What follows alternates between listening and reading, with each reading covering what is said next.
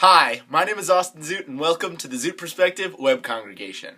This week we pick up where we left off. The Jewish people have just left Egypt through the Exodus and are now in the wilderness. And the Torah portion is actually called Yitro. Now, Yitro is the name of Moses' father-in-law. Moses' father-in-law was not Jewish. He was not a member of the Israelite people. He was actually a priest in the pagan religion that he practiced. So it's a little curious that, as a matter of fact, Yitro is the name of the Torah portion that contains probably the single most important collection of words in religion, and that is the Ten Commandments. Now, when we're reading the Ten Commandments and we're looking at this Torah portion called Yitro, it raises a couple of questions, namely, why would we name a Torah portion the single most important Torah portion after someone who is not a member of our religious identity and is not a member of our cultural group?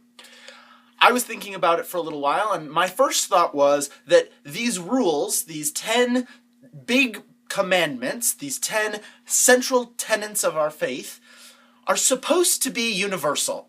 The Torah portion is named after someone who's not part of our community because even those who don't belong to our community can buy into these rules. Even those for whom this is not being expressly given, they can still find value and still find meaning in these commandments. That was my initial thought, but upon reading the Ten Commandments a little more thoroughly, there's many of the Ten Commandments that don't apply to a non-Jew. Keeping the Sabbath, honoring God, not taking God's name in vain. Depending on what faith you practice, those commandments may not have any meaning or have any value. So I had to go back to the drawing board and had to reconsider my thoughts on why this interesting relationship was formed between the name of the Torah portion and the Ten Commandments and their value.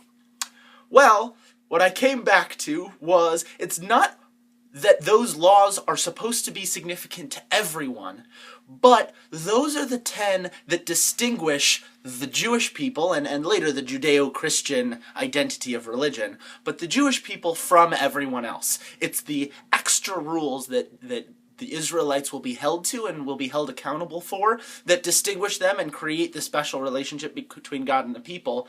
And more so than that, more importantly than that, it's a way for the Israelites to interact with others. It's a way to, especially with the second half of the commandments, thou shalt not covet, thou shalt not commit adultery, thou shalt not murder, things like that. Those are ways for us and the Israelites to find positive interactions with others, to be able to spread goodness and spread joy. And the first couple, which was the original issue, those believing in God and honoring God and keeping the Sabbath, those are opportunities for us to personally better ourselves so that our interactions with others can be all the more meaningful. If we better understand our own faith, we're better able to convey it and share it with others.